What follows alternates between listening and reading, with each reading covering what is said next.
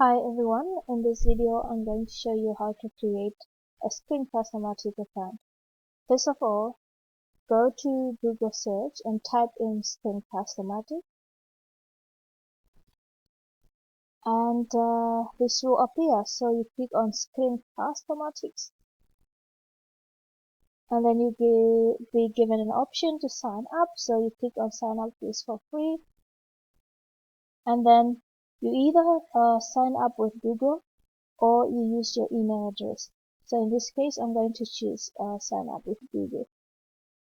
And then here you go. I'm in. I have an account with Screencast-o-matic. So you see my email address there. So if you want to go ahead with recording a video, you can click on start recording for free, and then click on launch free recorder,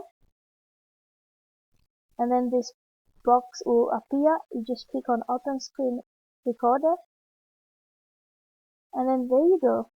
Once this appears, so that means you are ready to record. So you can choose to record the screen or web or both, and then the maximum time is usually 15 minutes.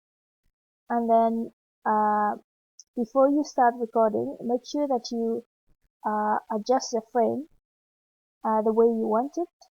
That means that whatever is going to be inside the frame is going to be recorded.